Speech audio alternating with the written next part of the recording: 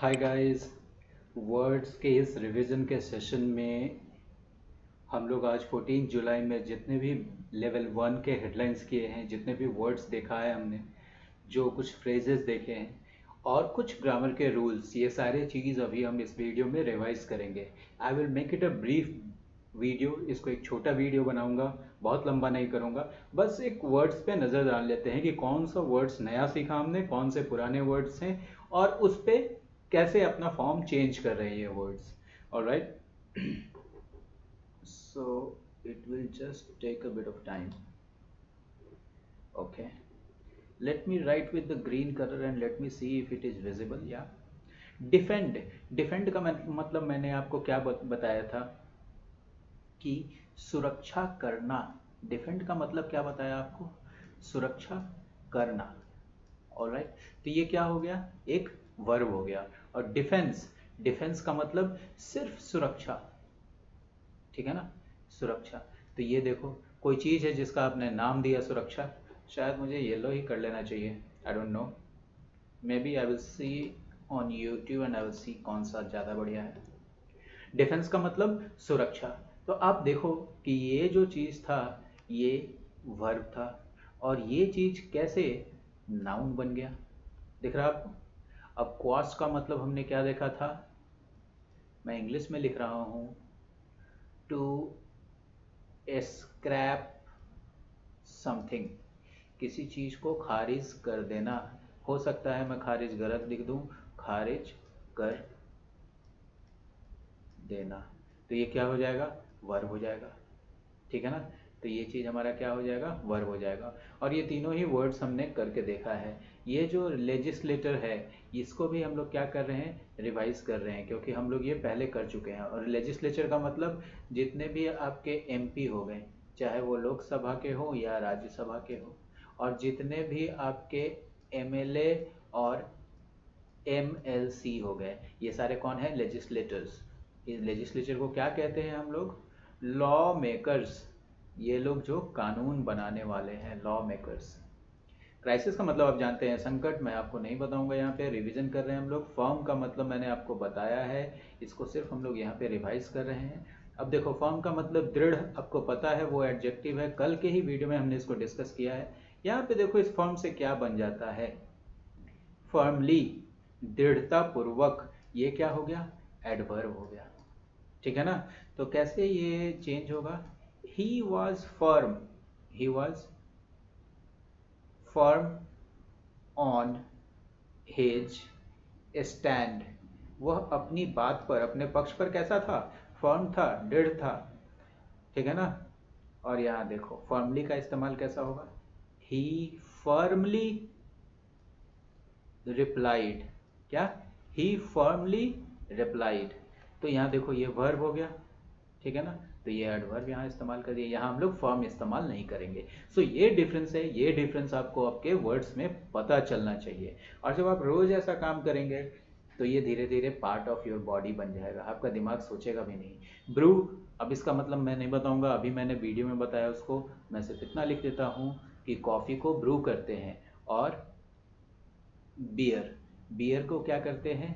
Bru करते हैं। उसी तरह रिसेंटमेंट, गुस्सा क्या हो रहा था? ब्रू हो रहा था। और स्ट्रॉ का मतलब होता है तिनका।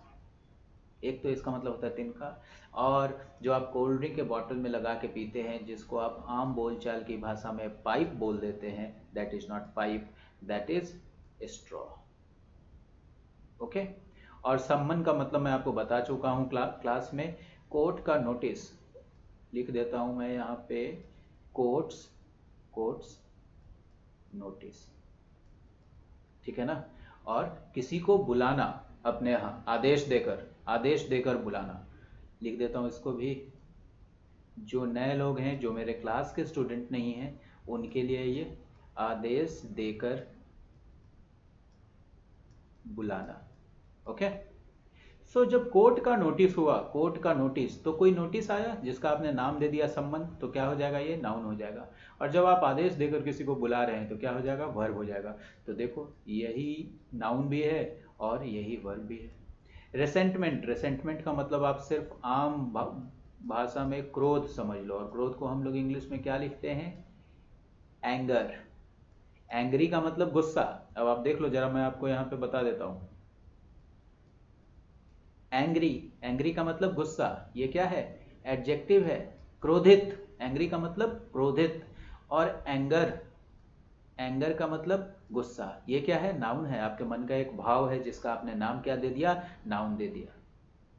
स्टर मैं नहीं बताऊंगा, कल मैंने आपको स्टर बताया था, जो वर्ड्स का रिवीजन वाला वीडियो था उसमें स्टर मैंने बता चुका हूं आपको। स्टर का मतलब प्रोटेस्ट भी हम लोग इसको बोलते हैं। आज फिर से ये वर्ड लिख दे रहा हूँ। और स्टर का मतलब, जैसे आप पानी में चम्मच को हिलाते हैं तो आप पानी को क्या करते हैं? स्टर करते हैं। और रो का मतलब आपको पता है, कोई विवाद। रो का मतलब विवाद। ओके, तो ये दोनों ही रिवाइज किया है हमने। आर, आर नया वर्ड नहीं है ये। माइलस्टोन, माइलस्टोन का मतलब अचीवमेंट, अचीवमेंट। और अचीवमेंट का मतलब उपलब्धि, ठीक है ना? ये मान लो कि आप कहीं से जा रहे हो, दिल्ली से पटना जा रहे हो, तो माइलस्टोन्स मिलते हैं रोड में, 1 2, यहाँ पे लिखा रहता है पटना 500 किलोमीटर्स। तो ये है माइलस्टोन, ये आपकी उपलब्धि, ठीक है। और ग्रिम का मतलब भी हम कर चुके हैं, इसको भी हम रिवाइज कर रहे हैं। इसका मतलब क्या होता है? दयनीय या मनहूस। दयनीय, बड़ा ही खराब हालत, उसको क्या बोलते हैं? ग्रिम। तो मैं आपको लिख देता हूँ, grim flood situation. Grim flood situation, आप याद रखेंगे इसको, हम लोग कई बार रिवाइज कर चुके हैं। बराज, आज मैंने आपको पिक्चर दिखाया था कि बराज क्या है, मैं आपको उसमें वहाँ एक्सप्लेन कर चुका हूँ। मैं सिर्फ लिख देता हूँ यहाँ, barrage of questions. Barrage of questions मतलब कि बहुत सारे क्वेश्चंस। और बराज ऑफ बुलेट्स लिख देता हूँ, मान लो बराज ऑफ बुलेट्स मतलब बहुत सारी गोलियां, ठीक है ना?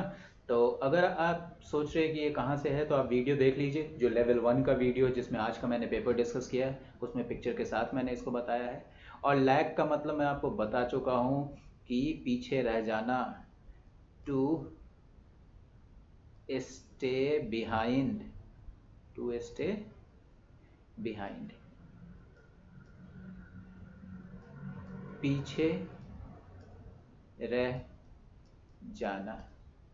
फ्रेंड्स, हमारा बिहार ऑलमोस्ट सारे पैरामीटर्स पे, मतलब सारे मानकों पे सबसे नीचे है, शायद 27वां पोजीशन पे सारी चीज़ों में है। कंसर्न, कंसर्न का मतलब मैंने आपको बताया था, चिंता, ठीक है ना? तो ये भी हम रिवाइज कर रहे हैं। नॉड कई बारी मैं बता चुका हूँ, इस वीडियो में इसको डिस्कस नहीं करूँगा। नॉड का मतलब आपको पता है, सहमति भरना, हामी भरना, हाँ में सिर हिलाना। फेयर बेटर, फेयर बेटर का मतलब मैंने क्या बताया था? परफॉर्म बेटर, जो बेटर परफॉर्म करे तो क्या कह रहे हैं? उसको फेयर बेटर कह रहे हैं, ठीक है ना? जैसे लिख देते हैं, UP fares well then Bihar. Police, इसमें सिर्फ ये बताना था आपको मुझे कि ये कैसा नाउन है? प्लूरल नाउन है, इसलिए हमेशा आप क्या लिखेंगे? Police is coming. कभी भी आप नहीं बोलिएगा कि पुलिस आर कमिंग। और यहाँ पे जो भी आपका सपोर्टिंग वर्ब है सब सिंगुलर ही लगेगा। वे टू गो मतलब अभी और भी बहुत कुछ हासिल करना है, ठीक है ना? Way to go. और अक्रॉस एक क्या है? प्रीपोजिशन है। अक्रॉस एक क्या है? प्रीपोजिशन है। और देखो इसका इस्तेमाल कहाँ पे करते हैं? सपोज दैट कि ये कोई एक रोड है, आप यहाँ पे खड़े हो और जस्ट अपोजिट साइड में कोई इधर पे खड़ा है, तो ये अक्रॉस हो गया, ठीक है ना? सपोज दैट ये कोई नदी है, मैं इस किनारे खड़ा हूँ, कोई इस किनारे मेरा दोस्त खड़ा है, तो he is across the river. और अगर ये बिहार का नक्शा है, मान लो मैंने बताया, तो पूरे राज्य में, पूरे राज्य का मतलब क्या हो गया? Across the state, across the state. अगर मैं कहता हूँ अक्रॉस इंडिया, अक्रॉस इंडिया मतलब पूरे इंडिया में, ऑलराइट, सो ये एक चीज़ रिवाइज कर लिया आपने। So this was today's revision video. और आपने देखा कितने सारे पुराने वर्ड्स रिवाइज हुए हैं, कुछ वर्ड्स तो हर दिन ही आते हैं। तो अगर आप चाहते हैं तो पहले इस पेज का आप एक स्क्रीनशॉट ले लीजिए। ओके, आई होप कि you have taken the screenshot, अगर नहीं तो पॉज करके ले सकते हैं। उसके बाद आप क्या करो, आप एक इस पेज का स्क्रीनशॉट ले लो और आपको क्या करना है, इसको अपने एल्बम में सेव कर लेना है। आज का वर्ड्स का कलेक्शन आपके पास हो गया। Alright, so thank you very much for watching the video, and if you have liked this video, please write it down in the comment box. Thank you.